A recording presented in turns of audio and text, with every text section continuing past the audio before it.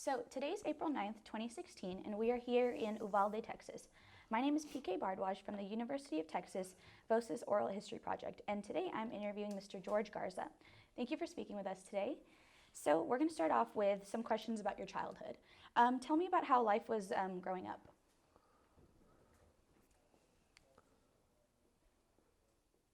It was hard, but I didn't realize it was hard. You know, the family unit was very wholesome, and we were poor, but I did not think I was poor. We didn't have the best menu at home, but we had something to eat every day. And moving around from one school to another really took its toll on me. And of course my brothers and sisters. But it was a learning experience that today I still cherish, because everywhere I go, almost everywhere, I'll meet someone that was in school with me. Even when I went to the Army, I met friends from Kingsville. I met friends from San Antonio who had been in school together, from Eagle Pass. In the first and second grade, we'd meet and we still remembered each other. And so I been in areas where I meet someone, hey, you're George, hey, and we reconnect. So that was what was hard, but I didn't realize it was hard. You know, we were surviving and we didn't have the best. I know my mother used to patch up our pants. And our good shoes, we saved them for Sunday school, Sunday morning. And so we walked to school. We didn't have a bus that would take us and bring us. We had a bicycle. We were kind of, well off. And I remember when my father purchased the first refrigerator, we didn't have to buy blocks of ice anymore to keep our beans from spoiling. And man, I thought we were rich. First gas stove. Man, wow, we were.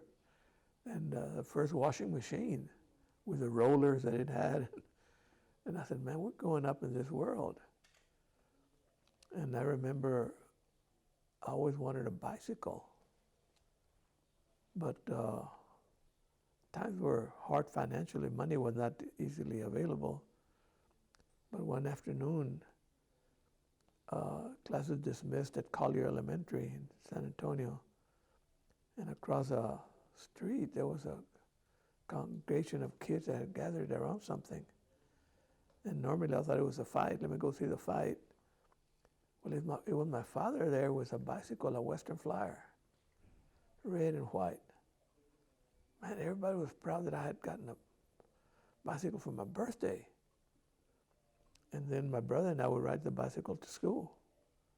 And I thought maybe, we're a lot better off than a lot of the kids.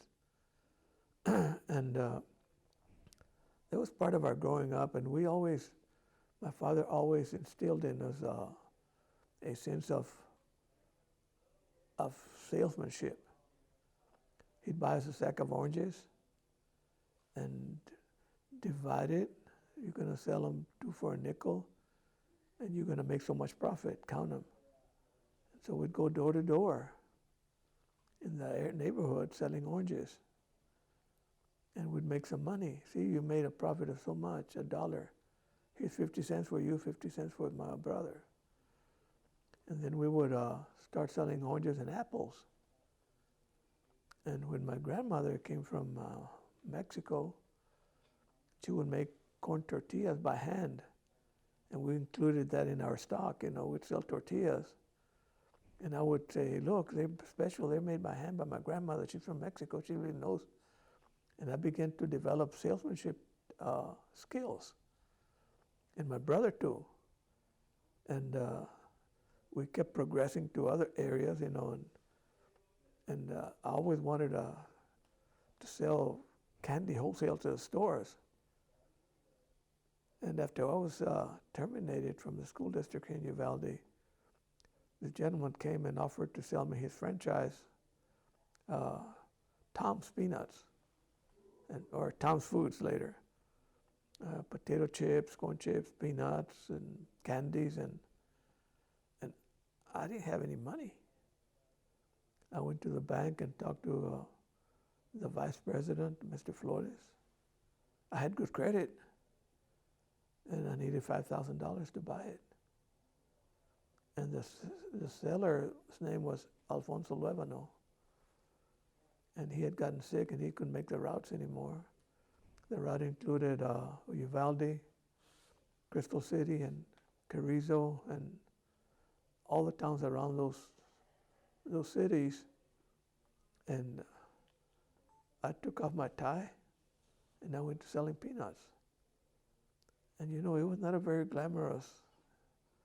My wife says, got from a teacher to a peanut salesman. And she wasn't very happy at first, bless her heart, But the first month I doubled my salary that I made as a school teacher. And I kept working at it. And by December of that year, I was doing the route in Crystal City, and this man stopped in a big Cadillac Eldorado. And he introduced himself to me. My name is Angel Noé Gonzalez. I'm the superintendent of schools in Crystal. And I know that you were once a teacher, and you're certified. Come work for us. Gave me his card. My brother had just gotten back from Vietnam, and he agreed to run the route. And I went back to teaching. And so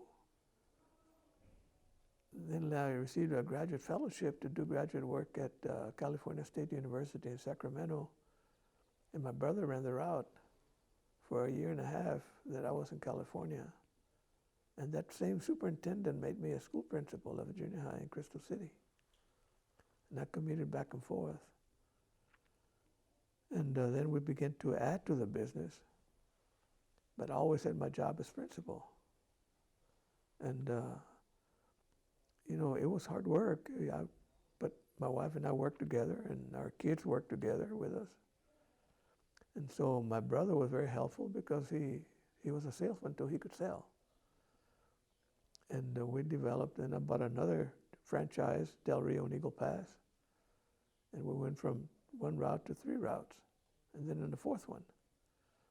Then I bought the company Laredo, and there were about 5 routes over there. And we all of a sudden got real big and made a lot of money, And but my wife was the one that provided the brains. My wife was real smart. She graduated from high school with about a 96 point something average, 4-year average. She never went to college. But she was an accountant. She took a crash course here at the college. She could do all types of income tax, personal and commercial. And she could figure out anything. And I'm not the smartest guy there is, but I'm a very ambitious person. And so after 17 years, we decided to sell the franchise. Sold Laredo to my brother, who'd been with me 14 years. Eagle Pass in Crystal City, Carrizo, to one of my salesmen. And then I sold Del Rio and Uvalde. But I was already involved with insurance. And I was teaching the GED classes at the college. And how do you do it? Well, I've got a telephone. When my wife couldn't handle something, she would call me. I was a recording agent of record. And my district manager just found out about it, and my contract stated I had to be a full-time agent. And I had to do some talking to retain my agency and retain my job. And I said, sir, out of 55 agents, I'm number 10th. So, are you going to let me go? Well, legally I should, but, as long as you're number 10. And out of San Antonio agents, big agencies, I was number 10th. And so everywhere I went, I would promote the ABE program. I would promote my insurance. And my wife is not a salesperson, but I was the one that provided the oxygen for the diver, you know. And then all the time buying ugly houses and restoring them. I had a crew of 2 people working full time. And again, I had my telephone. If they needed material, I'd call the lumber yard, deliver so much. And then also, as director of the adult education program, we received numerous awards for achievements, like exemplary school, you know, like high school, sometimes they're rated underperformance. Exemplary means you're the top. We received numerous awards because we had the most graduates. But I surrounded myself with very, very smart people. And that was one of the things I learned at Cal State from former superintendents. Because my goal was to be a school superintendent. And we had a professor that taught one class every semester, and he was a former superintendent of a large school district. And he told the class one day, he said, you don't have to be a genius to be a good superintendent or the best, but hire the smartest people you can find and pay them well and let them do their job. Hire the best CPA you can find and let them handle the books for you. Curriculum directors, assistants. And so that's what I did at the college. I hired some very smart people that grew with me. And, you know, the last award we received was for lowest cost per student. Because I'm a conservative when it comes to money. I try to save money. And if there's a lunch on the menu for $15 and there's a lunch special for $7, I'll take the lunch special.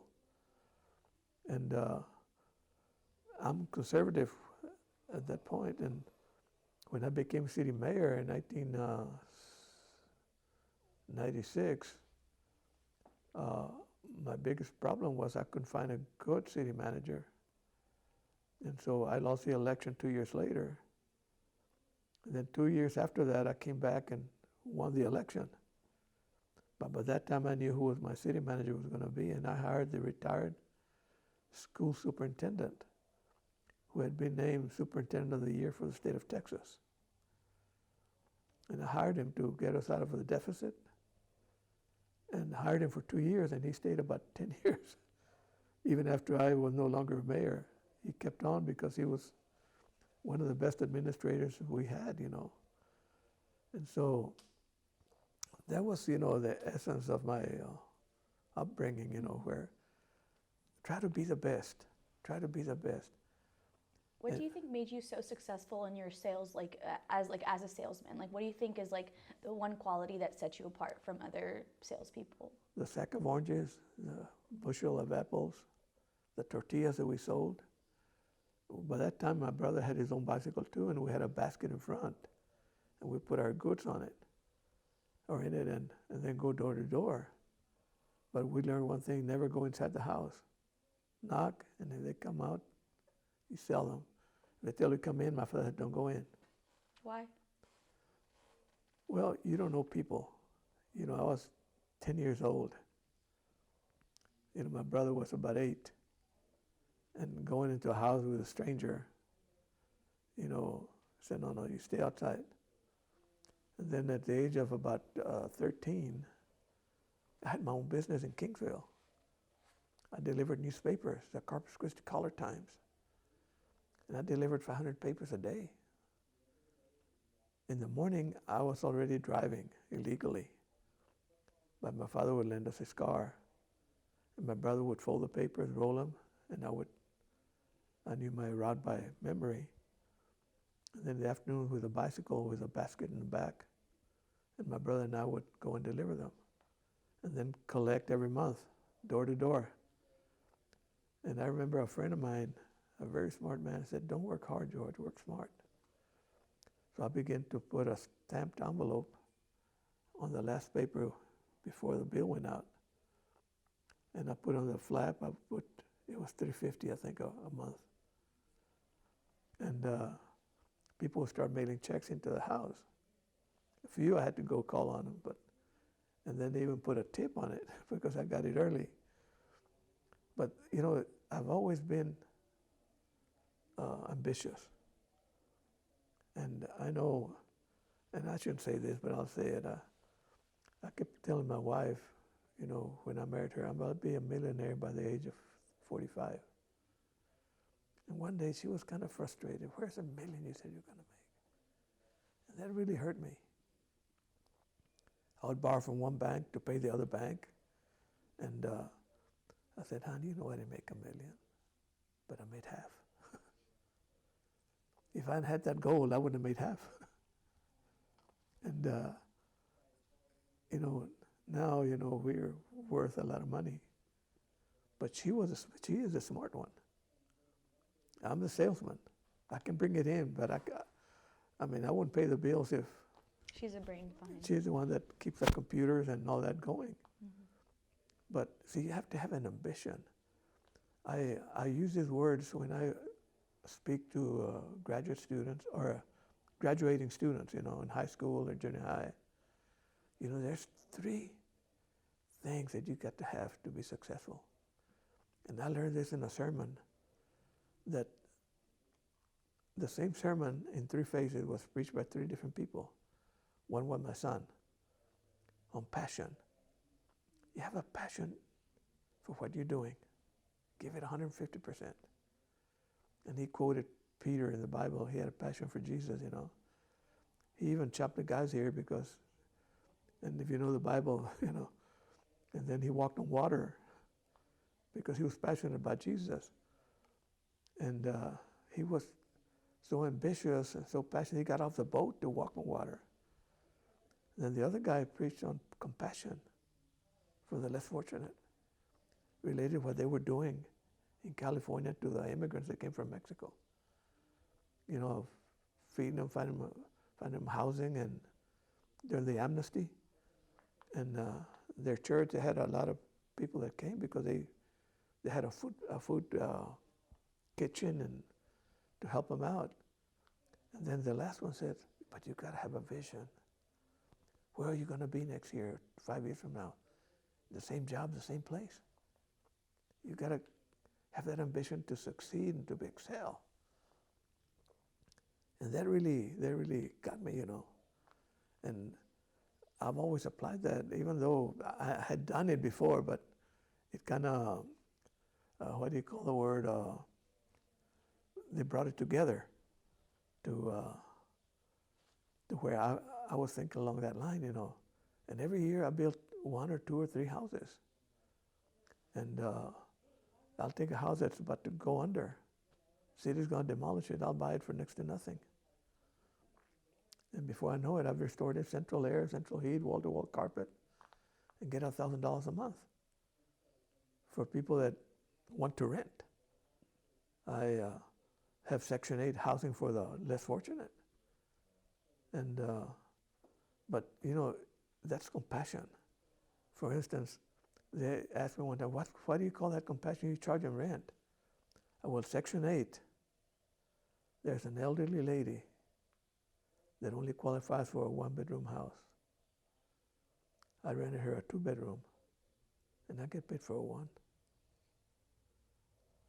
That's compassion. Instead of making 400, I could make 600. But it makes sense because she's not going to destroy the house. She don't have any kids. And that's where you think smart, because then you don't need to rent to. And I've been told, you can get 600, yeah, but at the end of a year or 2, you're going to put in $4,000 or $5,000 worth of repairs. And so, and that's what I look. I try to help people. I've done people food stamp applications at the GD program. People would come in and say, hey, I don't know how to fill it out. Okay, sit down. I'm going to show you. It's part of the lesson.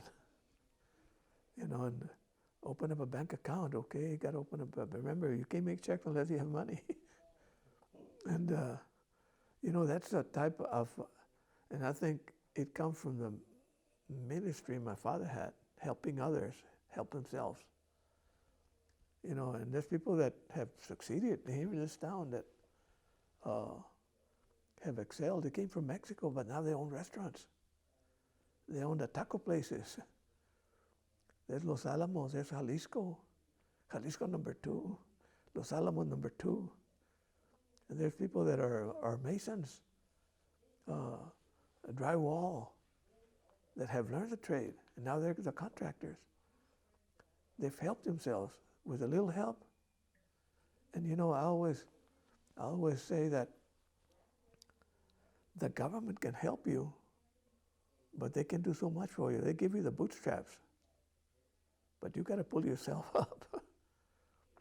I know when I went to California, I was under a fellowship program funded by the National Council of La Raza in Washington, D.C., to train prospective Hispanic school administrators.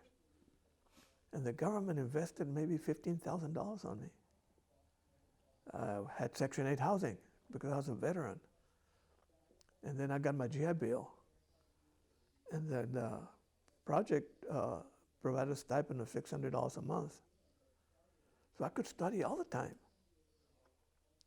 But the government didn't give me that money.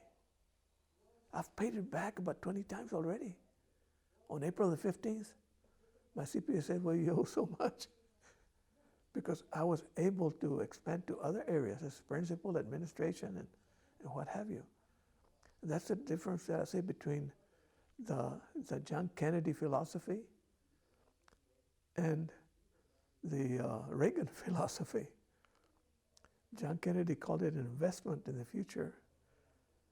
The conservative, ultra-conservatives call it an expenditure. You know, but and like the programs that we handled at the Community Council of Southwest Texas, Head Start, family planning, neighborhood centers to help people, provide them with education, the Head Start programs. You know, in Uvalde, we hadn't had a valedictorian or salutatorian for years. It was always the Anglo kids that got it. But now you can see more Hispanics being valedictorians, so honor students. Why? Because of Head Start, the Even Start program, the pre-K programs that are available. I mean, I didn't know a single word of English when I went to school. If I wanted to go to the bathroom, I had to say, may I go to the biscuits? You know what that means? We were taught to say, may I be excused? But we thought biscuits was a restroom. You know? And when I went to San Antonio, may I go to the biscuits? What?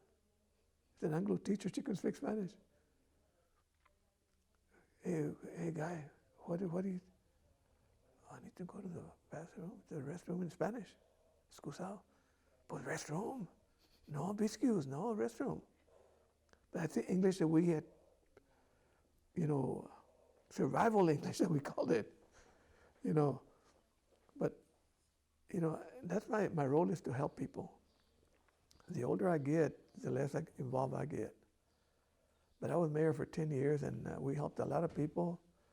And one time I was warned about interfering with the court, because sometimes the courts are very hard on the poor. This older man, I'll give you an example, I can't recall his name, about 80 years old, he and his wife on a small check, Social Security. He didn't make a complete stop. The officer gave him a ticket, $300. And they were all upset. I get 400 and she gets 400. We can pay it, Mayor. Come here. Let's go to the judge. And the officer was appeared, so well, he didn't make a complete stop. And the old man said, but I stopped. So I advocated for the older man. I said, officer, what does the sign say? Stop? It doesn't say complete stop. So the judge kind of made an exception and dismissed the ticket. I said, sir, always make a complete stop. But there were no cars coming out in the road that nobody uses. But he was supposed to pay $300. Where was he going to get the money from? And sometimes people on a fixed income, that's why the other programs that we have, like the food bank, nutrition program for the elderly, those are very helpful. I mean, the WIC program for the kids that are whose mothers are pregnant and the kids coming up getting the nutrition. All we had was beans and eggs and chorizo, because that's the only thing we had.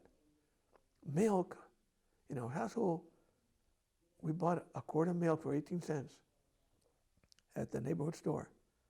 But it was for the baby. There was always a baby in the family. Every year, every 2 years, there was a baby. We had to take care of the baby. He needed the milk. So I don't mean to get off whatever. Maybe I went off somewhere else. Oh, no. Keep me in line. So where are we now? So we can do. I know you mentioned before that when you and your brother, like, you were very involved in, like, having small businesses even when you were younger, like starting from 8 to 10 years old. You already were becoming an entrepreneur in that sense. Did you guys ever have any time to do anything like more like fun, what children do, like any type of activities extra? We find a way. After a long day, we could find a way to play with marbles. Mm-hmm. When that was, you beat the other guy off his marbles. Play tops. You know what tops are? Spinning tops. Oh, yes. Okay, and see who you could break the other guy's top. And doing a bunch of stuff, playing basketball, mm-hmm. football. And we were not slaves or anything like that. But we had a goal. Mm-hmm.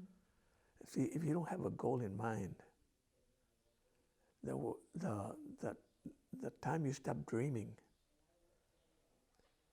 you're dead. I'm 77 years old and I still want to reach 100 units. Why do you work so hard? I love it. I can't do anything now. I've had open heart surgery, 4 bypasses. I had skin cancer. Can you imagine a Mexican having skin cancer? Working in the fields with a crop duster without a hat. My hearing is gone somewhat, but when I was a tanker, my sergeant would say, "Where are your ear protectors?" We don't need them. I said, by the age of 45, you're going to remember me. Sure enough. You remember him. What? I'm talking to the phone. Hey, be quiet. My hearing has been declining because of that, because of all the noise. I mean, I had skin cancer, I had a mole, and finally, the third time they opened me up, they cut from here all the way down here. And all you see is a little indentation right here.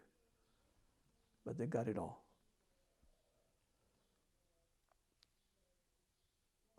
But work is fun. That's good. So growing up, were there a lot of different races present in the community, or do you think it was mainly Mexican Americans? We were segregated by barrios, so mostly Mexican American. Mm-hmm. Did you have any white friends growing up?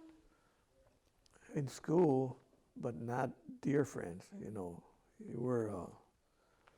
We were kind of like. I'm trying to find my handkerchief. Excuse me. I think it's in yours. At the bottom, the back of it. This morning I went to coffee and I collected a rent. The guy was there. I got some money for you. We had friends, but not dear friends that we socialized with, Like school friends. Yeah, but they stayed in their area of town. And do you remember an incident where you thought, where you knew that when's the first time you saw that the white children were being treated differently than the Mexican American children? When we went to junior high. Stephen F. Austin School in Kingsville was segregated. Did you ever think that was weird, or it's like you grew up in that, so it wasn't that? Well, it was a neighborhood school. That was justified being a neighborhood school. In junior high, we were together but in separate classrooms. You know, somehow they worked it to where all the white guys would be in one. Mm-hmm. Now the poor whites, sometimes they'd put them with us, and we became friends with them, the poor whites. But we didn't see it as segregation. We thought that was just a system. That's just like how it was during that time. Did you so when you saw the segregation or however as normal it was, did you think there was anything wrong in it? Did you think that it was did you think that you were being treated unfairly, or did you just Well, we'd grab between ourselves, Watch out, mira, como la. If I get in a fight, I'd get 3 licks. The white guy wouldn't get his licks, And were you really politically aware growing up? Really involved in the politics or who was getting elected and just anything like that? not till after high school. And when John Kennedy became a candidate for president, that I really became aware to politics. Excuse me. He was a Catholic, and you were supposed to have a Catholic president. Mm-hmm. And my father said, no, he told you can. And the first time I voted was for John Kennedy. Because I didn't think it was right, all the insinuations and about the Catholic Church controlling the country and all that, And he had the charisma and the vigor to do something, and he did. And so growing up, whenever, you did and moved to Uvalde and growing up in Uvalde, how did your family feel about the community? How did your family feel about the division among the students and in anywhere, if it was in the markets, anything like that? How did your family feel about that? Well, they accepted it because there's nothing you could do. And it wasn't until after the Vietnam War that some of these younger guys came in. By that time we had college graduates. We had a few Mexican-American teachers. Hey, he made it, I can make it. And I remember a teacher I had in Gillette Junior High in Kingsville, Mr. Gordon Trant. I'll never forget him. He was Anglo, he spoke Spanish fluently. And we'd all congregate around his room. And he told us one time, he said, look, you got 2 strikes against you. 1, you're poor and you're Mexican. Get your education. Don't quit school. Don't quit school. Get your education. I don't care, come hell or high water, get your education, finish high school. And a lot of us went on to high school and college. Mm-hmm. And so when, can you walk me a little bit through when you actually became a teacher in the high school and kind of how your experience was as a teacher teaching in the high school? My first teaching job was not in Uvalde. I applied, but there were only 3 Hispanic teachers, maybe 4. But if your parents work for Mr. Briscoe or work with the Horners, the wealthy people here in town, the oligarchy, I would call it, you can get a job in the school. They would speak for you.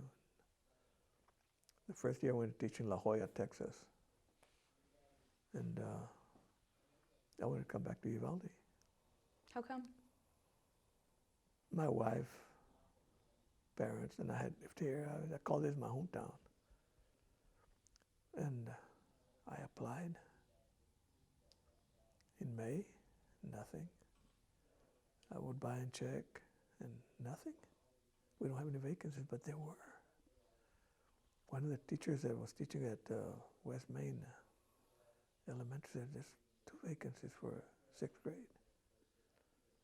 No, we don't have, we filled them already. And I was working for the crop dusters in the summer. I'd get 2 checks, a school check and one day I talked to this gentleman.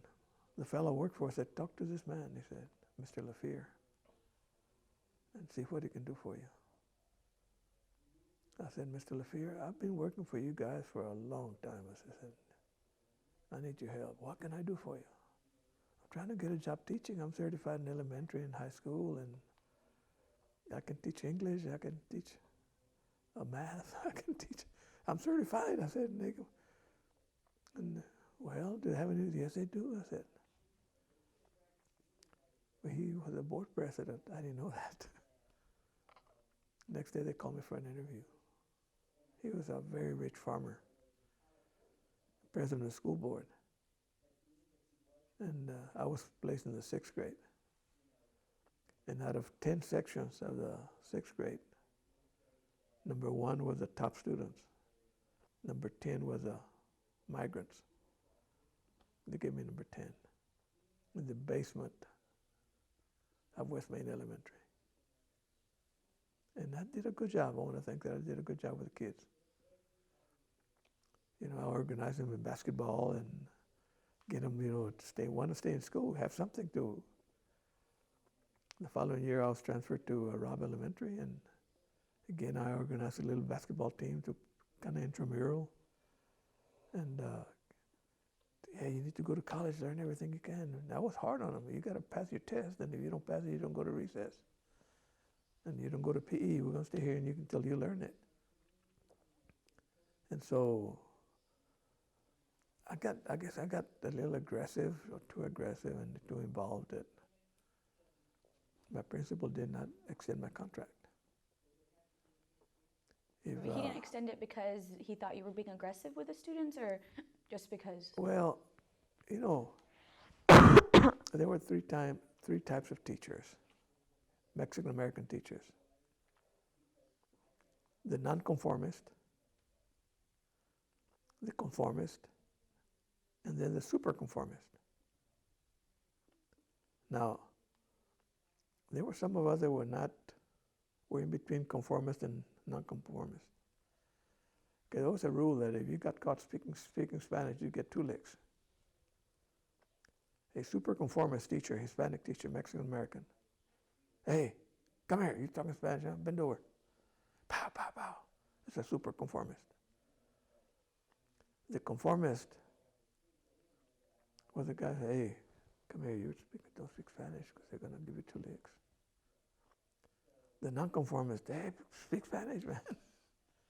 You know, it's kind of funny, you know, I was doing cafeteria duty, and this little girl was eating a taco, but she had to cover with a napkin. And I was walking around and kind of chatting with the kids. Hey, Mia, what are you eating? It's a taco. Why do you cover it? No, because they'll make fun of me. And they used to do that. I said, what? I eat tacos all the time. I got another one. Do you want it? Yes, give it to me. I got the tortilla now. You eat tacos, sir? Yes. The principal says, it's not good for you to be doing that. How come? I said, why? Well, you know, we have a menu here in the cafeteria, and the kids are, what's wrong with it? Well, I wish you wouldn't do that. When the kids started bringing me tacos, every once in a while they'd bring me some tacos, and I had my coffee pot in my thermos bottle. Well, it doesn't look good for you to eat tacos. Why not? You know, so I kept doing that, you know, and the kids said, hey. Then eventually at high school, on a Thursdays, I would think, or Fridays, the Mayos and the Brown Berets would bring potluck in the cafeteria, put 4 or 5 tables together, and beans and chorizo and tacos, and they're like, hey, give me one, man, I got to give you my sandwich. And the principal didn't like that because they were competing with the cafeteria. No, we bring our own beans, and that started where the kids started to rebel. Hey, it's my culture, you know. When I told the kids, I eat beans at home all the time, I love them. Like, hey, you're a teacher, you're not supposed to be eating beans. So. And so, going off of what you just said, when you realized, so what was the exact reason that the principal didn't extend your contract? Just because of you were not as you weren't as conforming to the values that they wanted to represent, or? Well, you know, I was an advocate, parents would come to me because of the lack of English. And I would go with them to the principal or tell the principal, and I was acting like an assistant principal in a way, and he didn't mind it. He didn't mind it at first. But that summer of '69, a friend of mine had enrolled for some graduate classes at Southwest Texas State University in San Marcos. He said, hey, come on, let's take some courses. So we took 6 hours of graduate work towards the principalship certification. And it happened after school was out, about 3 or 4 days. So I enrolled and he enrolled, and we completed 6 hours of graduate. And when I got back, I was real happy, that my principal wouldn't speak to me. We'd been coffee drinking buddies, and during my break, I'd drink coffee with him at this office. And, hey, Mr. Shannon, let's have some coffee. No, I already drank coffee. When they said, what seems to be the problem? You don't speak to me anymore? And I say, good morning. He said, good morning,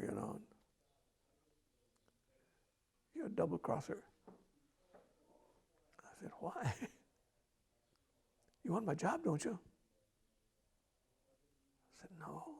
How come you took graduate course and you didn't tell me? Well, I didn't think I had to ask for permission. And I explained to him, it was after you were gone and everybody was gone that I decided to go with my best friend and take some classes over there. No, you want my job. You had that Raza group from Crystal City. There was a walkout over there. And no, I want to be a principal, but not here, maybe somewhere else. And that was, Then my son was in pre-K, kindergarten, Ronnie, and I was in room 13, and he was right across, his wing was right across mine. But they let the kids go out at 3, and we'd get out at 3:15. And my kids were in PE. So Ronnie would come and stay with me. And he would wait until 3:15, my kids would leave, and then I would do my lesson plans and everything, and then we'd both go home. Well, he didn't like that. The principal? Yeah. There's a policy you're not supposed to be doing that. And I said, well, Mr. Martinez does it. And he never, I don't know, there's a policy. Well, I don't like it. Well, I'll make arrangement. No, I want him out of the campus right now. I said, no, sir, he's not going out. Tomorrow I'll make arrangement. No, today. Put him under a shade tree across the street. No.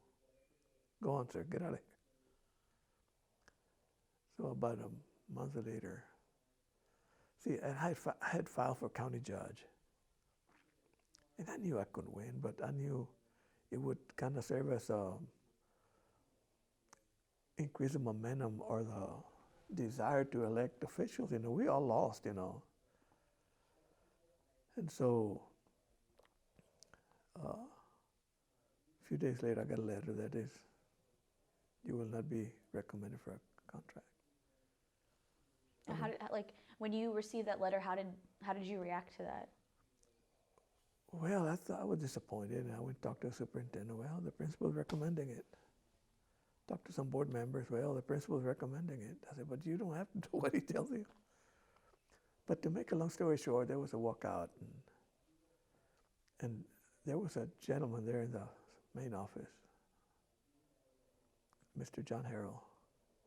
He's a man that I'd hired for city manager. I've always stated that if Mr. Harrell had been the superintendent, there would have never been a walkout. He has a God-given talent of bringing people together. Well, I went to the board, there was a hearing, and one member was absent, and they canceled the meeting. And then everything got out of hand. And what do you remember about that meeting? What other details? Tell me a little bit more about that. Well, I had a lawyer who's going to explain to the board, that's no reason. His name was Jesse Gomez, a young lawyer from San Antonio, college friend, And the meeting, we can call the meeting to order because we don't have a quorum.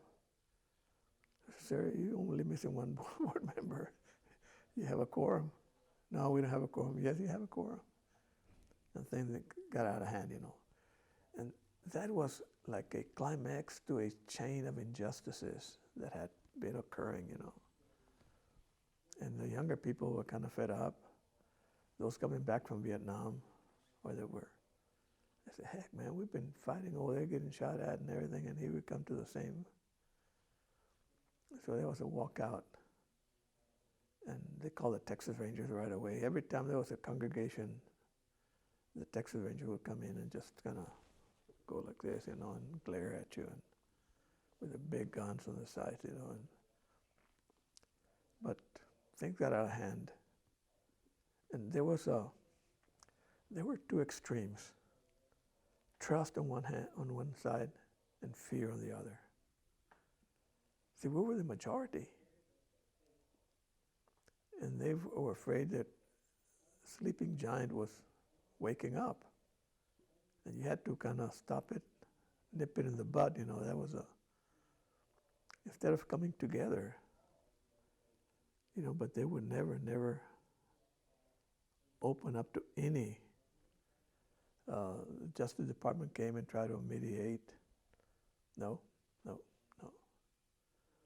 Sad thing about it, some students lost a year of schooling. But there was a sacrifice that was paid. They were filed in federal court in Del Rio, and we lost. The late Judge John H. Wood, does that ring a bell? He was a judge, federal judge from San Antonio that was assassinated by the Harrelsons. You ever heard of Woody Harrelson? Woody Harrelson? His father shot, paid assassin. He said, no, you guys are white. You're not black. You're white. It's within the white race. Dismiss the case. Then he reversed himself and heard the case in San Antonio. He ruled against us.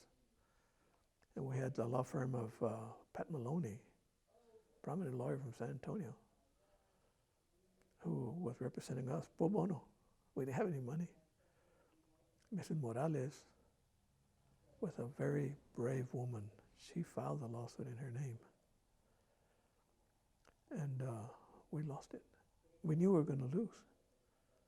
In fact, Pat Maloney Sr. exchanged words with the judge, said, Judge, I can anticipate a negative ruling, but I'm just getting ready to appeal it to the Fifth Court. So we lost.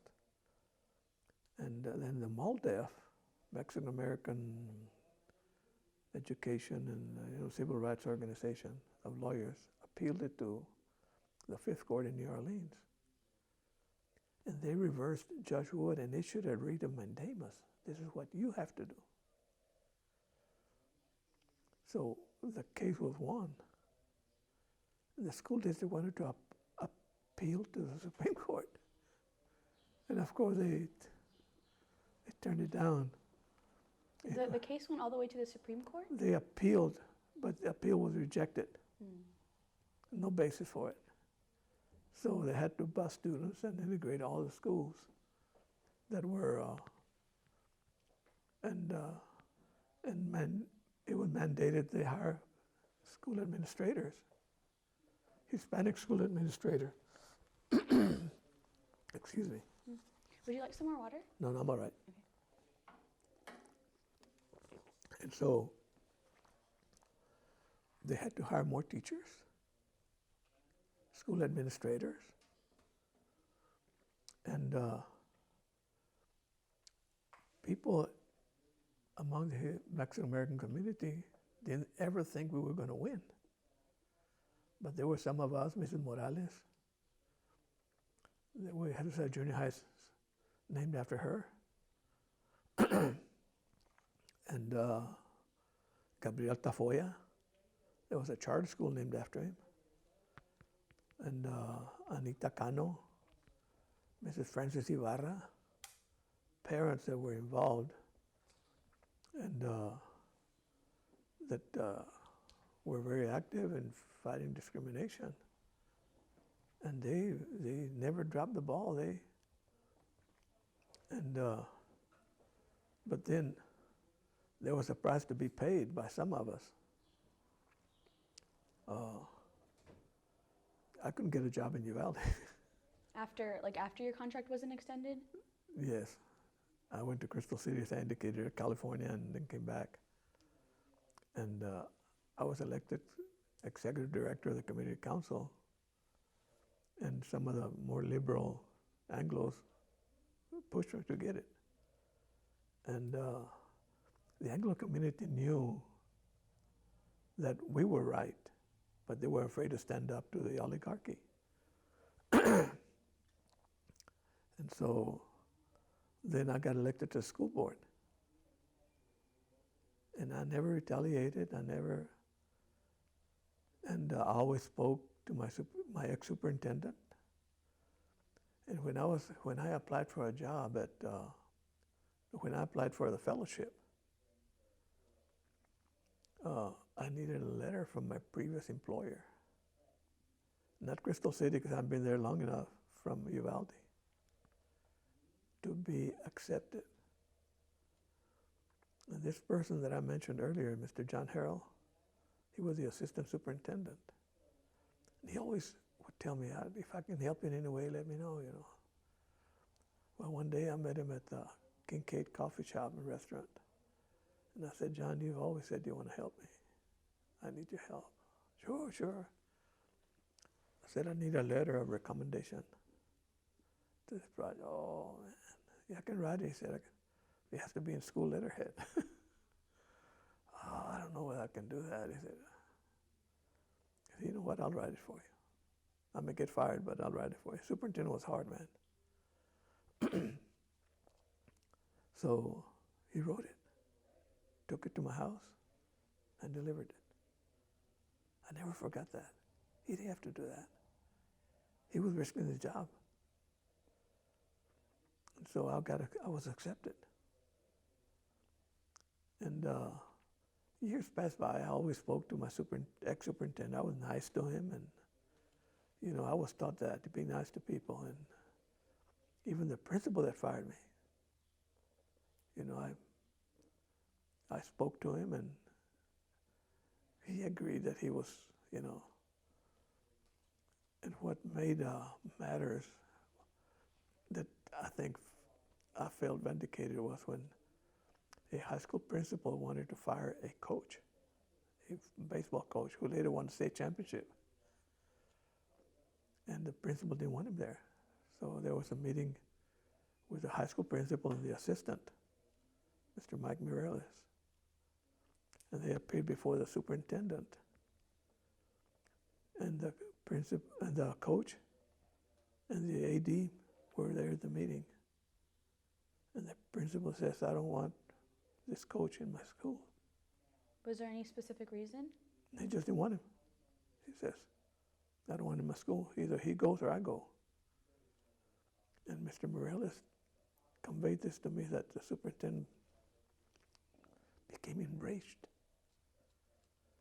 He said, sir, if that's the way you feel about this, there's a door. And I want you to letter resignation in the morning.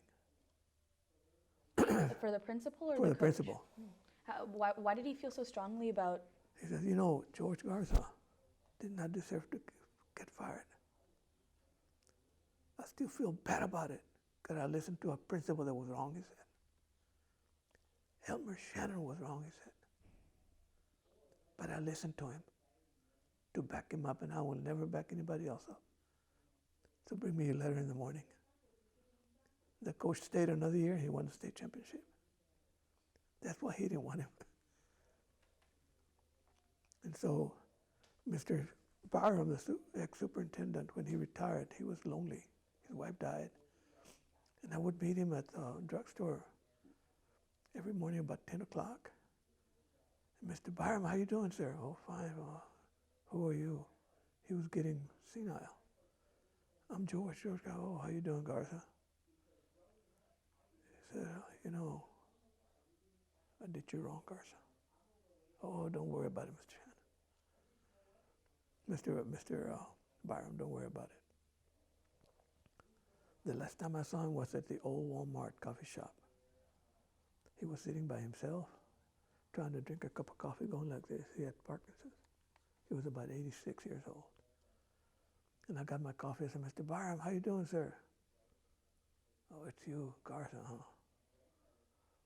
And I said, may I join you for a cup? Oh, yeah, sit down, sit down. Then my wife came and got her coffee, and this is Mr. Byram. Oh, Mr. Byram, how you doing, sir? And he started, tears rolling down his eyes. Have y'all ever forgiven me for what I did to you guys? Started crying. I said, Mr. Byram, don't even think about it. It's water under the bridge. We love you. We're Christians. Then my wife got up and hugged him and gave him a kiss on the forehead.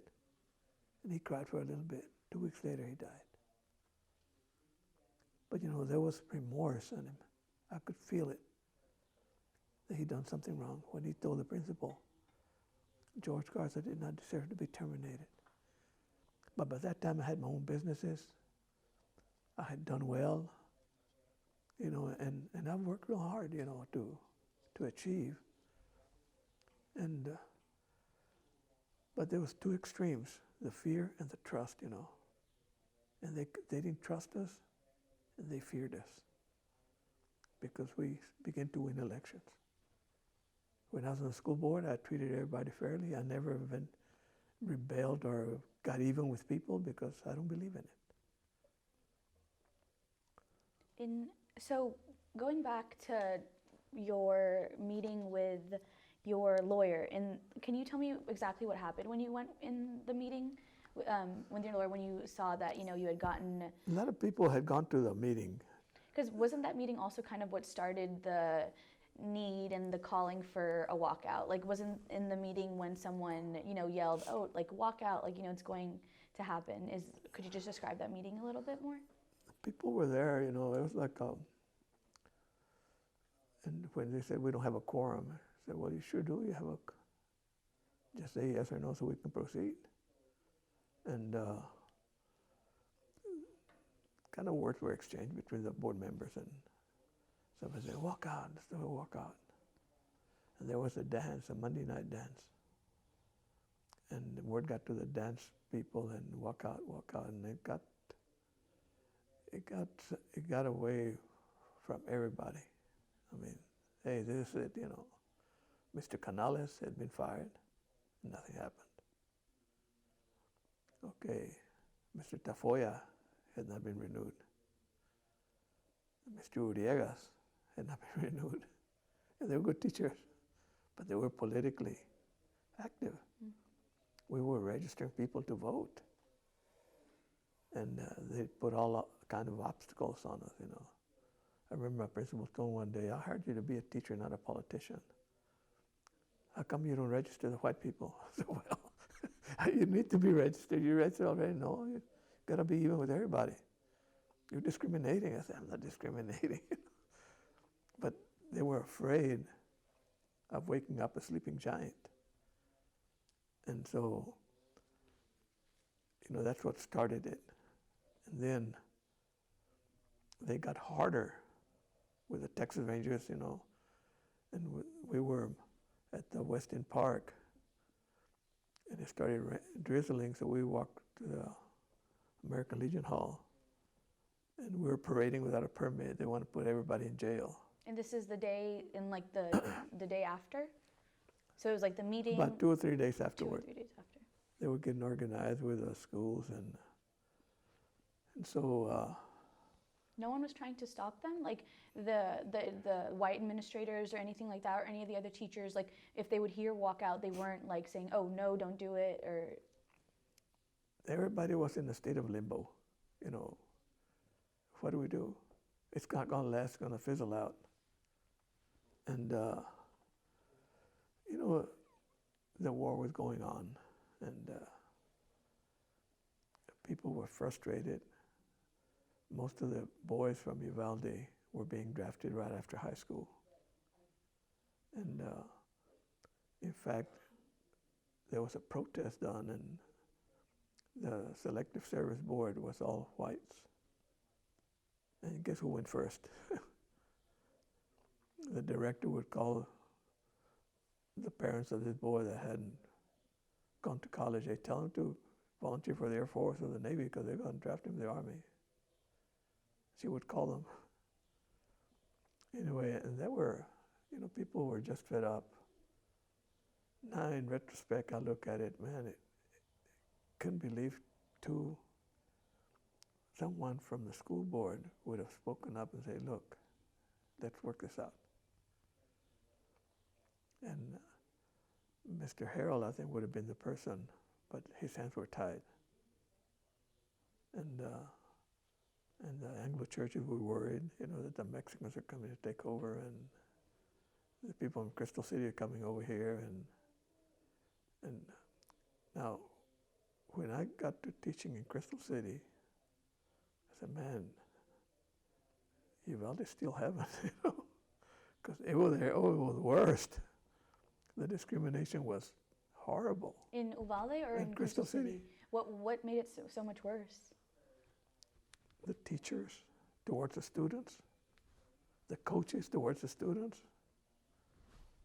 And I'd sit in the lounge. How are little monkeys behaving? Words like that.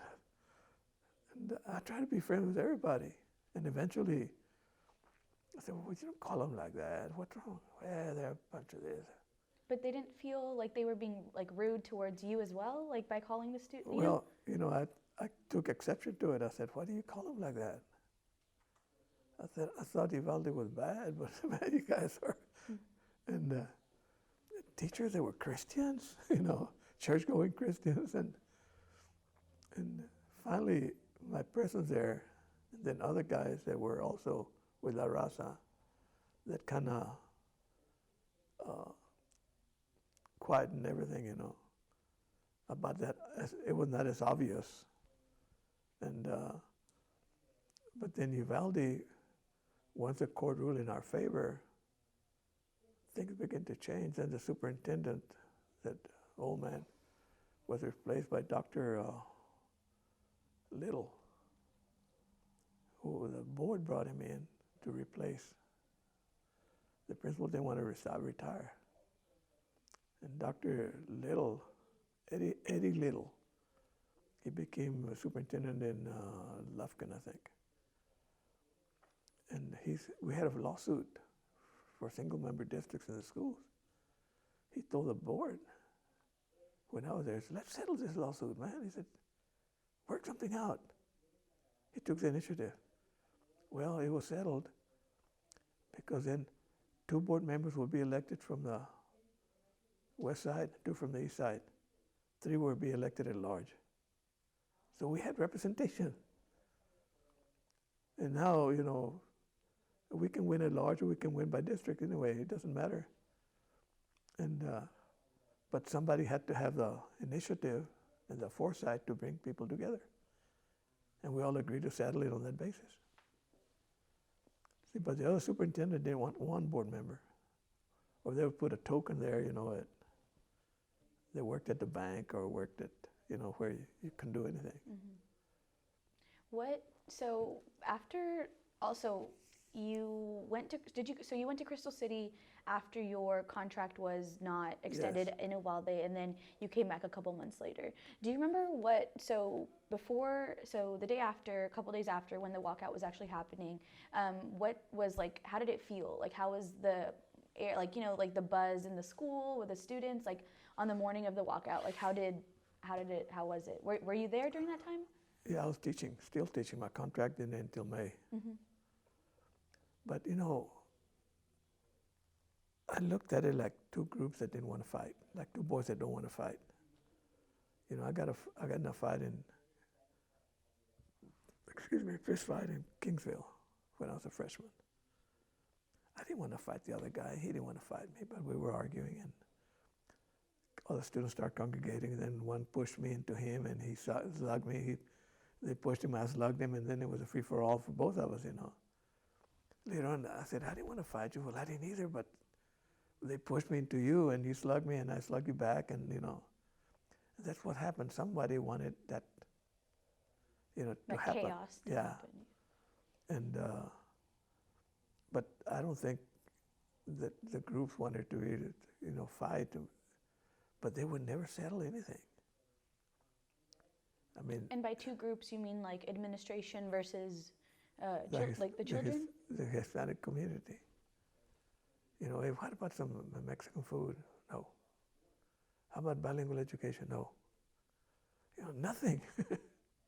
It would have granted 2 or 3 of the demands or requests, it would have ended. But there were some hard-headed guys there that on the board. Even if the superintendent had wanted to, they wouldn't. And there was a feeling, keep the Mexicans in place. And don't let them get educated. And it was bad, when they integrated the schools, the blacks, they closed the Negro school. And it came out in the paper, nationwide and everything. But then they put the Mexicans in the Negro school. And the whites, the Negro kids were the white kids. They opened the Negro school for the Mexicans. The same superintendent. And then they had a West Garden Annex, some barracks out there where the clinic is now. And they would put all the Mexican kids there too, But even the superintendent had wanted to, or the lawyer had advised them, no. They wouldn't budge an inch. How many people would you say participated in the walkout? Like, But 500 to 600 or maybe more. were there a lot of people that would come from Crystal City and surrounding cities to also participate? No.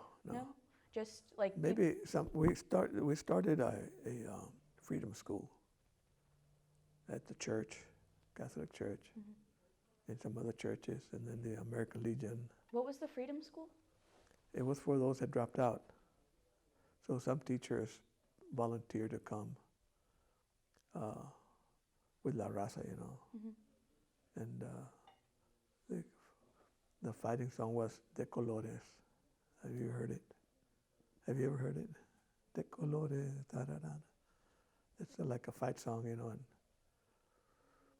like everybody together. And they had some good teachers. And my son was 5 years old, so he was in the Freedom School.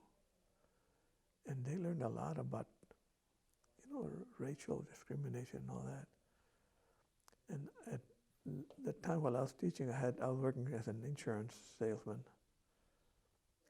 selling insurance after school. And I worked with a fellow named Charles Beasley. He just passed away not too long ago. Real nice guy, man. And I went to close my account with him of some of my clients that had owed him money that didn't pay their insurance, so I was responsible. And Ronnie and I were together, and Charlie came in. Hey, George, how you doing, my friend? I said, well, I'm giving you I given the secretary a check for $2,500 that I owe you from account. Oh, you don't owe me anything. You know what? Gave him a check for $2,500. Charlie, oh yeah. You brought a lot of business in here, and at least I can do for you. So he wrote me a check for $25. And then he invited us to his office, and I'd been there many times while I was working for him. And he said, George, you want some coffee? I said, yeah, I'll take a cup of coffee just to chat a little bit. And he was an Aggie to boot, And he brought me some coffee and cream, and he poured it. And Ronnie, you want a Coke? Ronnie kept glaring at him. Brought him a Coke, put some cup with ice, poured the Coke for him. Ronnie drank. You want another one? No. We chatted for about 20 minutes, and I got ready to leave. And Ronnie asks Charlie, are you a gringo or an Anglo? Man, I wanted to crawl under that desk. He said, Ronnie, I'm a gringo. No. You're an Anglo. Anglos are nice. Gringos are mean. That's what he was learning in the You know, not everybody's the same. You know, Anglos are real nice, but gringos has a bad connotation, you know. And I was shocked, a little kid, 5 years old, that could think and say that, you know, could distinguish. You were nice, you got me a Coke, you got my father coffee. You're an Anglo. Remember, you're an Anglo. 5-year-old kid. Were your kids ever like discriminated against also, or were they too like young to really? Ronnie was in the 2nd or 3rd grade when we got back from California, and my wife dressed him like a, you know, he'd go to school with a turtleneck, and maybe he acted a little high class or something, you know, but he had friends, and his teacher didn't like him. And one time I had a conference with her. Well, what's wrong with? Well, he's a little bit cocky, like he's high class, and Ronnie would walk, you know, like, and he's been like that ever since, you know. He's like, he's looking up, and now he's more down to earth. Humbled. Did your like getting fired or not fired, your contact extending and all the things that was happening to you as a teacher like affect your family? My wife comes from a middle to high income family. Her father was a college graduate, a preacher, a notary public who had an office, an accountant who did accounting work for a lot of people, income tax at that time, you know. And they were involved, but not to the extent that, you know, and like going in a march with a sign, you know. And I know when I was in California, I was part of the Cesar Chavez Marcha de la Reconquista, you know, the state capitol. We were the monitors, part of our class. And my wife you know, she had reservations about that, but she didn't interfere. And then one afternoon, we were in downtown Sacramento, just window shopping, because we were in a very limited budget. And we kept hearing a parade. Chicano power, viva la raza, viva la huelga. I said, honey, vente, come on. And we joined the march. I had my youngest son, Daniel, was carrying him, and my wife had her sandals and walked for about a block. Said, well, what are we walking for? What are we walking for? Parading for? Never mind, just walk, parade. After another block, we couldn't take it anymore because we weren't ready for the shoes and all that. But never mind, just march. But she was reserved, you know, and her family was too, to a certain extent. But they never opposed it or. So they didn't really think of it as a negative or positive thing. It was just kind of like there. Well, it's sort of not normal for you to get. Mm-hmm. They're Christians, you know, and the Lord will take care of. Mm-hmm. And her brother was a police officer. Was he affected at all by the walkouts, or did he? He kind of kept his distance. He didn't get involved. Mm-hmm. Were there many other teachers or any colleagues that you had that wanted to stay away from affiliating themselves with a walkout? There were some, yeah. So did you actually participate in it? Like, did you also walk with the students? Were you, like actively participating as I attended all the meetings, all the planning and everything. Mm-hmm. What were the planning meetings like? Like, how did they organize what to do and like who was in charge? They had a cafeteria, and people would donate food. And, like moms and parents and stuff like that. And kids would take their lunch to the Freedom School. And we started to occupy the old Catholic church that was vacant, and without permission. Now, I wasn't the leader of it. Joe Riegas, Gabriel Tafoya, and Gilberto Torres, who couldn't be here. He's very sick. And the priest chased him out. Well, Joe Riegas. Was it a Mexican-American church? Yeah. And it was integrated Catholic church. integrated. And the priest came and chased him out. I'll call the law on you guys. And so Joe Villegas called the Archbishop, Flores. So the Archbishop called the priest and said, help him out. Archbishop Flores was very liberal, when it came to that. And he welcomed us with open arms, and joined even to be there in the meetings and all that. But so what do they talk about in the meetings? Just like where to go, what to do? Strategizing, and we had Dr. Hector Garcia from Corpus Christi, the GI Forum founder. And he counseled with us. In the meeting, he said, look, you can march all you want to. You can have your signs. Across the street, the police have to protect you. But the minute one of you breaks a window, starts a fire, you no longer have rights, he said. Peaceful protesting. It's got to be peaceful. That's what Cesar Chavez would counsel. When I met Cesar Chavez, he was in a strategy meeting. And I was outside this hall, and this down-to-earth man came, got off a station wagon. He said, buenas tardes, amigos, hermanos. And he looked familiar, I said to myself. Then he went in a station wagon. He was in the back seat. And the passenger in the front seat got out and went and stood in the corner. They all there by the entrance. They all went across the street. But I noticed one of the guys had a gun. They were his bodyguards. I asked my friend, who's that guy that came in? I said, Cesar Chavez. I went and shook his hand. And I said, no, if anybody in the parades breaks a window, starts a fire or start cussing, get him out. Now if the police want to arrest you, don't resist. Get down, cover your head. And don't fight And this is back. what Cesar Chavez was telling everyone? Yes, and that's what Dr. Garcia told us here. He said, they have to protect you. You're within your rights, but the minute you break a window, you lose your rights. You no longer have any rights. Your rights will stop when the other people's rights start. And that's what we followed here. We didn't. And so what was like the main goal of the meetings? Like what was the one thing that you guys wanted to achieve by having these meetings, having people protesting in that way?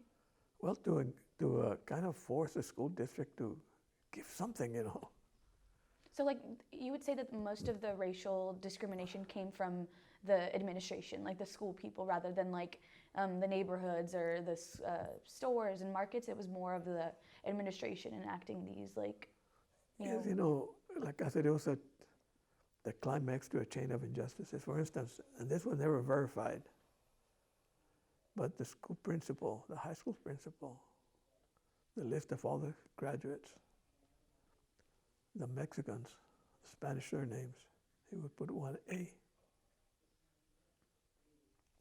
And the English names, he would put 1S. And it meant that the ones that had an S, they're going to college in September. And the ones 1A, they're eligible for the draft. So he would send that list to the draft board. So if you didn't go personally and advise the draft board that you were going to go to college in September, before you get into college, they would draft you. And this was a superintendent that did this? The high school principal. The high school principal. And how did you know about that? We could never ascertain that it happened, but it was rumored, strongly rumored, that it had happened. Mm-hmm. That's when they named Mr. Rudy Flores to the draft board by the Kennedy administration, And then he began to kind of, hey, wait a minute, When you saw that the students, were being basically drafted, enlisted without them, knowing what was going on, even if they had planned to go to college, how did that make the teachers and, the administration that were on the side of the students, that wanted the equal education? How do you think, how did you guys feel about that? State that again. So you know how when you had the assumption that this was that those letters with the going to college versus going to the military, was being sent to the draft board. How did the teachers and the the faculty feel that about what was happening? I think someone complained to the Justice Department one of the lawyers complained to the Justice One of Department. the Or lawyers to of the the. congressman, or to the congressman, and about what was happening. And it kind of opened a can of worms. And that's when they named Mr. Flores to the draft board, because we had no representation. But it was never fully ascertained, that actually was happening. But of course, the draft board director, the administrator there, wouldn't tell you anything, But to us, to some of our boys, it was like a macho man. I'm going to go to the army, And anyway, but it wasn't fair. Did many students drop out of college, or were forced to drop out and were like not, a No, lot of them. once you were in college, you had a deferment. You had a deferment. I'm sorry, I meant high school. Like, when they dropped out of high school, or they were not allowed to graduate. I know a lot of students weren't allowed to graduate because of their participation in the walkout. How was the community's reaction to that? It was like, again, we lost, But they didn't know that we were working with the courts. Did any of those students end up going back to high school? I think so, yeah. Like many a lot of them, yeah. But not in Uvalde, but probably like in a different. They're probably in Uvalde too, Oh, so they were allowed to come back to the schools? So if someone went to Crystal City, they would commute over there because they honored the grades and everything. And so have you ever talked to any of the students that you taught, as a teacher? Have you ever met them again? But not all Hispanic students walked out. Not all of them. Was it a minority, a majority? It was maybe half. And so the students that didn't participate in the walkout, they still attended their high school classes, still just went about their day. They were harassed, They were harassed, where. By their peers, or by the. By the peers and the teachers too, Not all the teachers, and not all the students harassed them, but some did. Harassed them for not participating in the walkout? For not participating, and some for participating. That came back to school, And again, it was fear and trust, that they couldn't come together. Were you afraid of any consequences of your participation in going to the meetings, going to the walkout? Did you think that was going to have a big effect on you or on your career? It did. It did. I couldn't get a job here. My son couldn't get a job here, even though he had a BA degree in business. Even when he was older? It was when he was older. Just because there were still leftover tensions and stuff? The Garza name, the Torres name, and some of the people like Morales, but they got educated. Mrs. Morales' family is highly educated. They became teachers and administrators, and they didn't sit back and say, look, we're defeated. They kept on. And so I know that the church was a big role in your life growing up, just because, your father and some of your siblings were also involved in the church. But do you think that the church in general played, and the priests played a really big role in the walkout? I know you said that some of the meetings would actually happen in the church, or, attempt to happen in the church. Do you think that the church's values affected a lot of, what was going on in the walkout, just like the core Christian values? Do you think that had a big effect on the walkout, or how people felt about the conflict? Some people, that were very religious would say, well, let the Lord handle it. And that's. And what was your response to that? What did you think about that? We tried not to oppose anyone that felt that way, because we didn't want to polarize further, They have a right to feel that way. And I respect the right, and I don't necessarily agree with it, and some of us didn't agree with it, but they have it, leave alone. It's just to give you an example, do you ever remember Henry B. Gonzalez, congressman from San Antonio? Mm-mm. Do you remember him? Mm-mm. Do you remember him? He was liberal. And La Raza Unida took after him. And he fought back. Then one day in a meeting in Crystal City, I was in that meeting. You know, Jose Angel Gutierrez, the chairman and founder of La Raza Unida. Hey, you guys, leave Henry B. alone. No, okay, he said this, but he votes right in Washington. Leave him alone, don't criticize him. Let him be. He voted for bilingual education. He voted for the Voting Rights Act. I mean, he pushed it and all that. Why are we fighting him? He said, leave him alone. Leave Congressman Kaysen alone. Don't criticize him. And there were some people that were left alone because they were worth more being neutral. Like here in Uvalde, Mr. Flores, Rudy Flores, who is the chairman of the board of this college, who was vice president of the bank, who was special assistant to Governor Dolph Briscoe in Austin. Don't criticize him, leave him alone, you know. He can help with more inside than outside. You know, don't criticize, leave him alone. He's got a job to do, and he helped financially with banks, you know, loans and what have you. Why do you want to criticize him? He may not agree with you on what we're doing, but still, he's like a catalyst that can help people with. Ever since he joined the bank, the restaurants that didn't serve Mexican Americans are owned by Mexican Americans because they were loans that he made to help the economy in the west side of town. I know I'm a benefactor of the First State Bank because they loan me money to my businesses. I buy apartment complexes and they lend me the money. And so we had never honored Briscoe. One time they were criticizing him and said, leave him alone. He's a conservative, but he's a good conservative. Mm-hmm. There's good conservatives and good and bad ones. Like liberals, there are good liberals and bad liberals. And sure enough, he opened, when the district was also trying to fight bilingual education, he told some board member that went to visit with him, hey, this is a different era, you got to change. And that stopped everything, and the district became, and Uvalde became to move. The one that kept Uvalde from growing and progressing was John Nance Garner, the former vice president. Just because he was like not He opposed the junior college. The younger guys at the time, like Briscoe and other businessmen, pushed it. And Mr. Garner said, why do you want to educate everybody? Who's going to pick up our trash? Who's going to do our streets?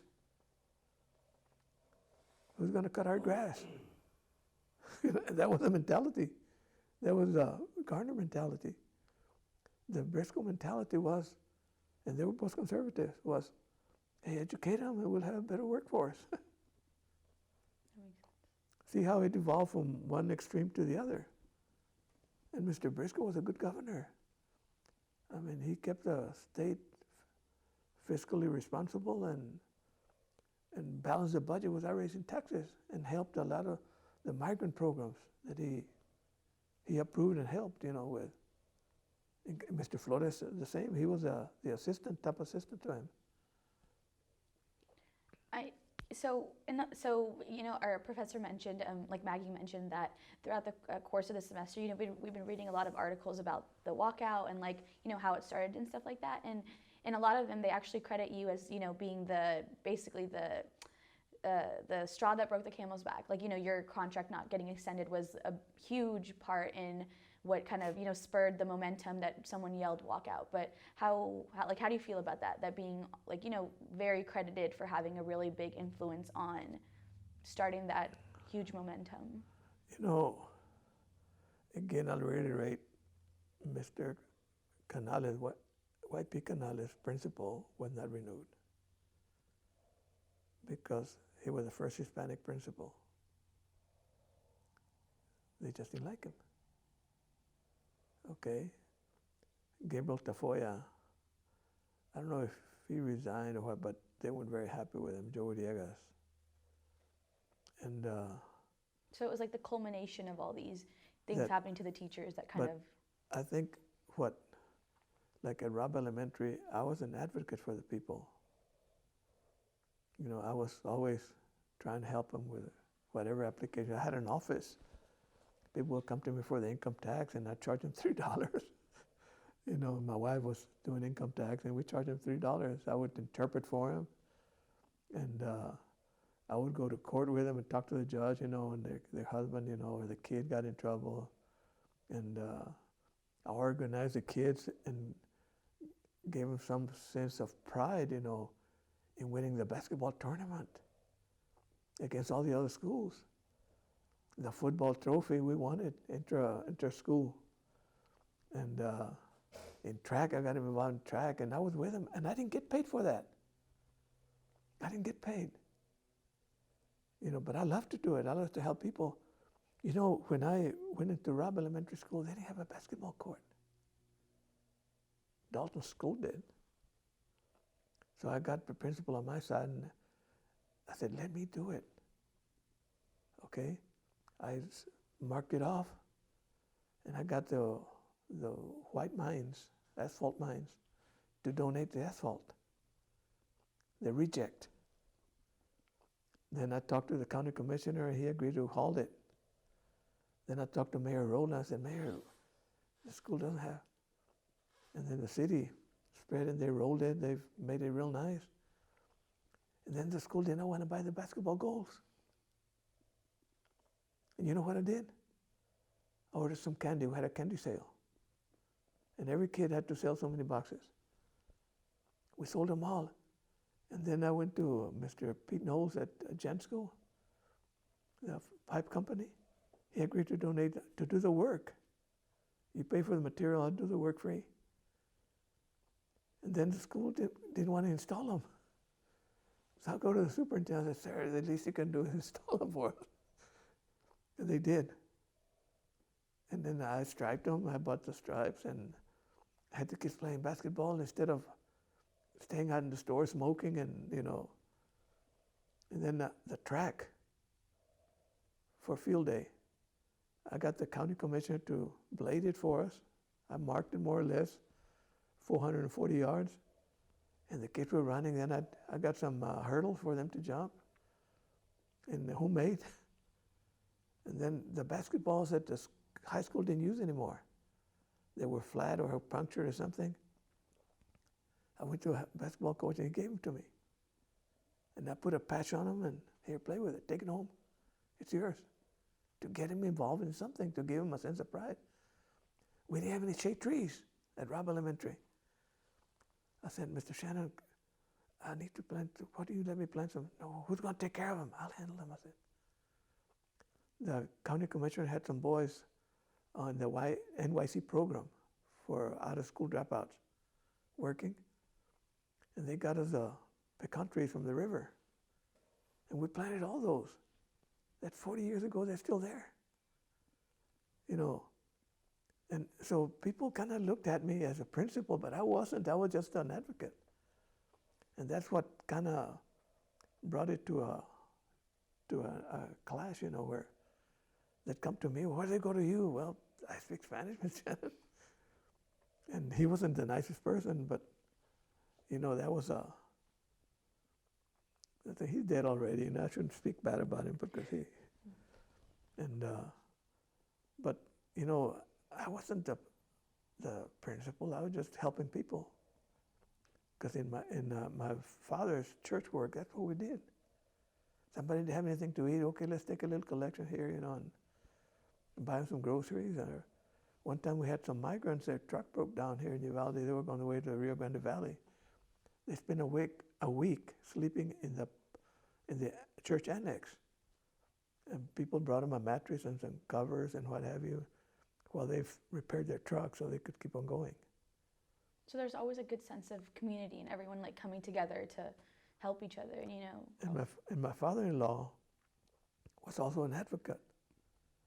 Someone got put in jail, and he could go and talk to the judge and kind of, butter him up a little bit, and hey, have some compassion. People don't have any money, and that was what the ministry my father had to help people.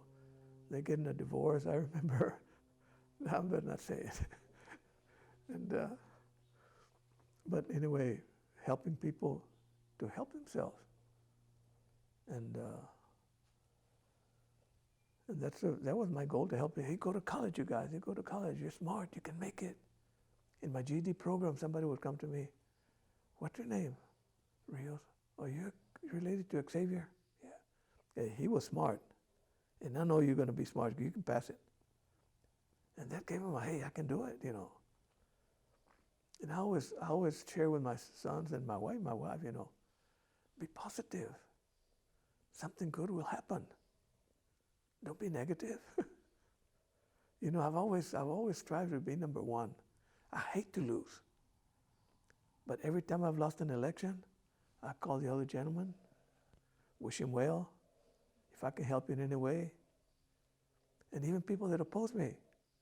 In my program here at the college, some teachers that opposed me for the school board election, I hired them to teach for us. Because they're good teachers. And you have to get beyond that, me las pagas. I'll get even with you, And so I had a bitter election some years back. And the guy that beat me by 2 votes, we're friends. We shook hands and we drank coffee together, and the people would look at it like we're going to fight. No, we were. That's the philosophy of life, that I like. Helping people and help yourself. I have about 95 rental units, and I've never evicted anyone during the month of December. They can owe 3 months. Well, my wife or my secretary, we need to, no, wait until January. Let them finish Christmas. Mm-hmm. We were so poor that we never had a Christmas tree. We never bought a Christmas tree. You know how we got our Christmas tree? In school, the last day of school before Christmas, they would raffle the Christmas tree. And either I'd get it, my brother, or my other brother, or my sister. And one year we didn't get one in the raffle.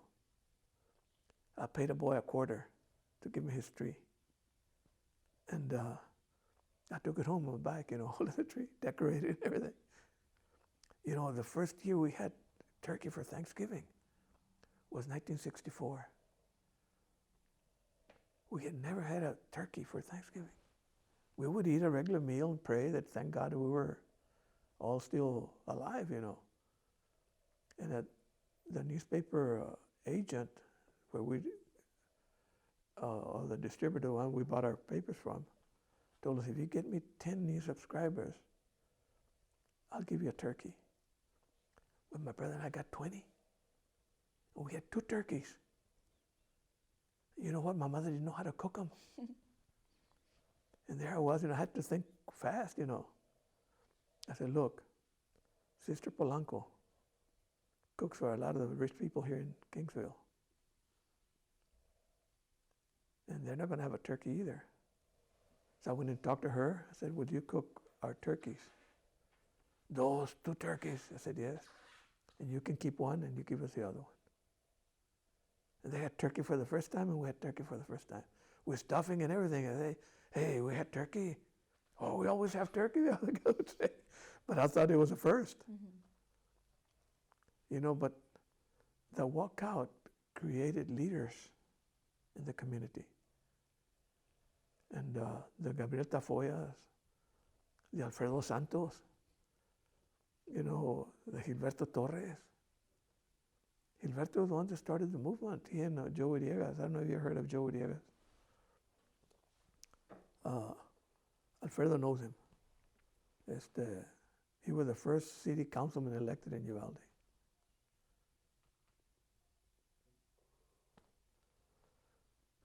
What was, I know you mentioned the La Raza party.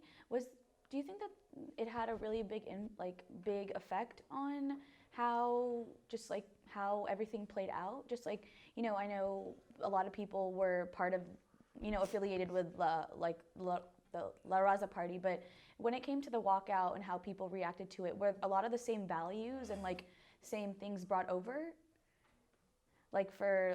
How did La Raza influence the walkout or influence people in the community?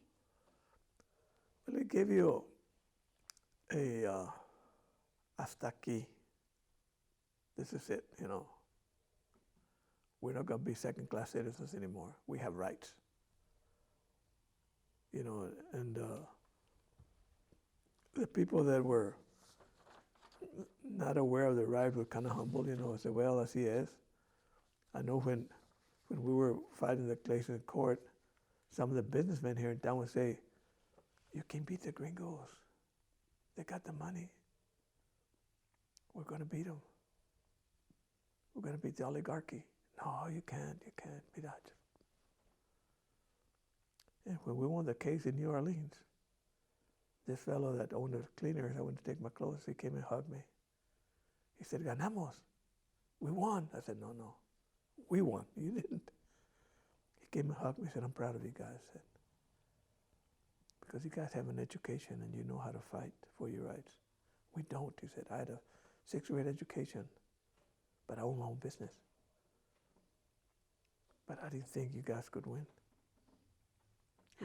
How did your community change after, you know, all the peaceful protesting? Did people become more politically aware, more like, you know, we deserve our rights, we deserve this? Were people more, just like more gung-ho to, you know? Gung-ho is the right word, you know, like, hey, we have rights too, you know. And if they kick your kid out of school, why did you kick him out, you know? And actually standing up for, equality in that sense. So how did, do you think the whole walkout and what happened with the protesting, do you think that was worth it? Do you think it brought about a positive change? You know, it opened the doors for a lot of leaders that we have today. It created an awareness. It created the Henry Cisneros, the Castro brothers from San Antonio, Julian and Joaquin. Their mother was an activist. And to excel through education, be prepared. And it created the Tejedas in San Antonio, the leaders, the Madlas. It created Edmundo Zaragoza, who became a judge, and other people that went to law school. You know, and became part of the judiciary. You know, I believe that gave them the impetus, you know, to go ahead, I can make it. You know, because there were programs, financial aid, grants, you know, that didn't exist until the raza began to protest. The food stamp program. Our kids are not starving in school anymore. I had kids that hadn't had breakfast. You know, that the lunch was very, 35 cents for a plate lunch at school. They didn't have the 35 cents. Free lunch, free breakfast. That's an investment in our youth. And that has led to people being educated, being more aware. The WIC program that I mentioned earlier, you know, Even Start, Head Start, that has created leaders in the long run, you know, to be school superintendents. We have more school superintendents, Hispanic school superintendents than ever in the history of Texas, because people have gotten educated with PhDs. And there were opportunities and there were doors that were open for us. I could have applied at University of Michigan for a PhD program, at the University of Illinois in Champaign for a PhD program. But I had too many irons in the fire, businesses and rent houses, that I said, I'm just going to settle for this. But I wanted my son to go beyond me. And but we have a small town values that, hey, don't rattle the cage, porque somebody has to rattle it. Would you say, like, I know that you said even like the Garza name still had, your son couldn't get a job and you couldn't get a job. Do you still feel any of those effects today still? Not anymore. Since I became mayor, that helped the impression that people had of me. first thing I did, you know, I was former Raza Unida, okay? Democrat, but Raza Unida in Crystal City. Okay, I got elected. People were a little bit concerned. Okay, I went to Mr. Briscoe's office. I talked to the bank president. I said, sir, we need to work together. We need you. Don't turn your backs on them, like Crystal City did. I went to Mr. Pete Knowles, another multimillionaire that's politically active. Sir, we need your help. Let's work together. And I went to different areas of town, Hispanics. We need to work together. And right away, this group of Hispanics say, we want you to fire the city manager, we want you to fire the housing director. Say, we're not going to fire anybody. As long as they're doing their job. Well, they opposed you, I know, but we're going to work together. And I lost that first election, but then I came back, and for 3 or 4 terms, didn't even have an opponent. And I had won, a businessman, Anglo businessman. And, you know, doing things for people. I named a street after a former chief of police, a good man. I named a street after a Marine that got killed in an Osprey crash. And I named the Opera House in honor of Mrs. Briscoe. They donated over $5 million to the city, to the cancer center, to the hospital, to the museum. And, you know, you got to honor people. I honored Hispanics too. Recognized Colonel Samarripa, a young lady from the barrio who was in the walkout. Became a registered nurse, went to the Air Force, and retired as a full colonel. Died of cancer, we honored her, and, you know, but working together. In Crystal City, what happened, they didn't have a chance to bring the community together after La Raza took over. The teacher began to resign. Why do you resign? I'm not going to work under that superintendent. And he was a good superintendent. From Crystal City, the Hispanic superintendent went to HEW in Washington. As undersecretary of somebody over there, you know. And they were good people. And you need to work together to keep a community together. Would you say that your political views have become more liberal as you've gotten older, or more conservative? Moderate.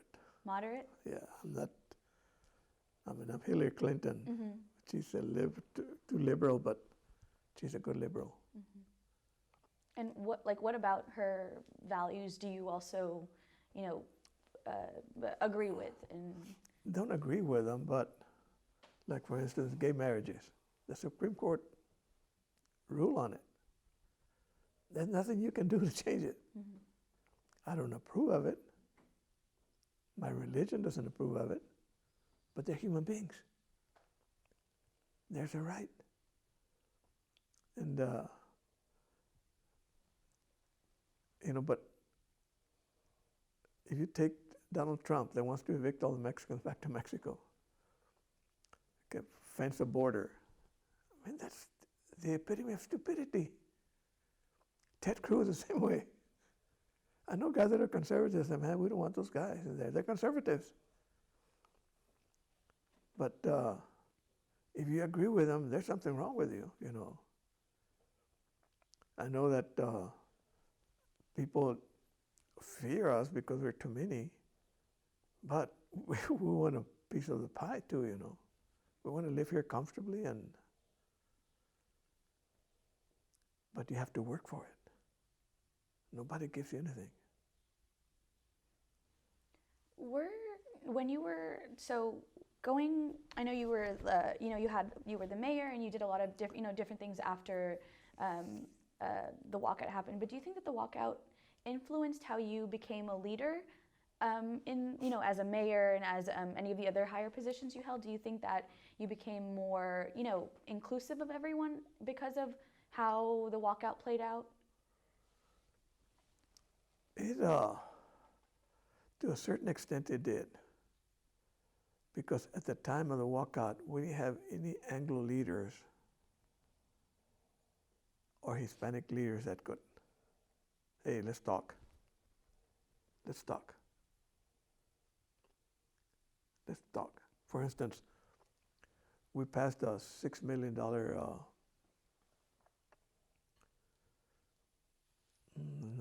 not a bond, but we committed to fix the streets around the cemetery area, sewer, gas, and all that.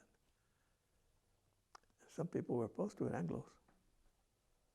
So some of the people came to me and said, why don't we get some money for the golf course? It's a 9-hole golf course. We'd like to. So we got to, okay, look, we'll allocate $1 million out of the $6 million. That's a term we use for that anyway. Obligation bonds or something like that, without going to a vote. Let's allocate $1 million to the golf course, fix it up.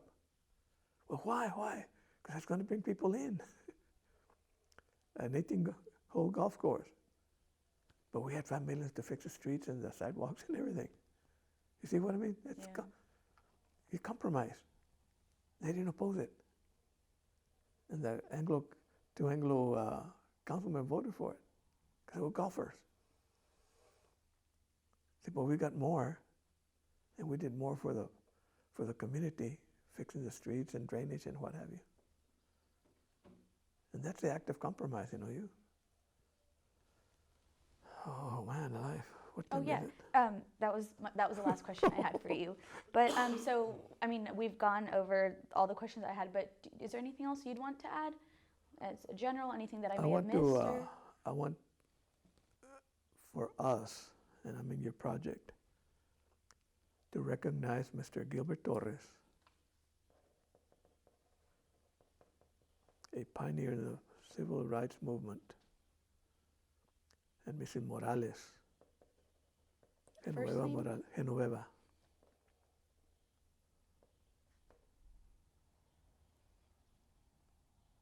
And Mr. Rodolfo Flores. First name? Rodolfo. And what was their... Well, Gilberto Torres pushing for equality, okay? Mrs. Morales for having, I'm going to use intestinal fortitude and the strength to file the lawsuit and follow through with it.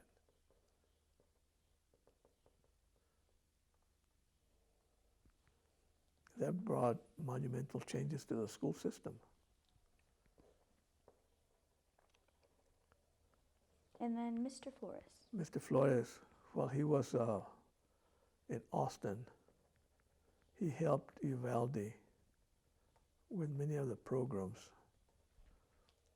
that help the poor people. For instance, I hired a medical doctor for our family planning clinic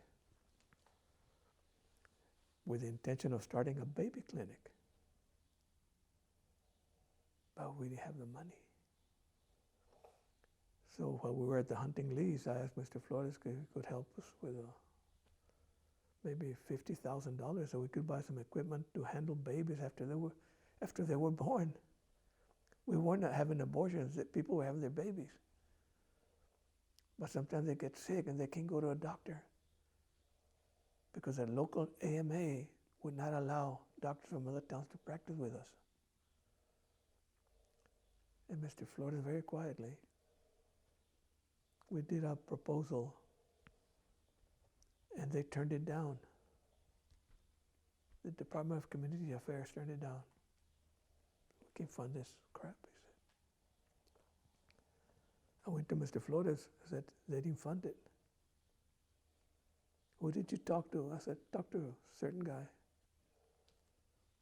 So he called that person and said, this is Rudy Flores with the governor's office. Mr. Garza and the community council applied for a $50,000 grant. If you have the money, grant it to him. If you don't, find it. Call me back as soon as possible. They found the money. We started our baby clinic. we could never get a WIC program. The money from Uvalde County was going to Maverick County.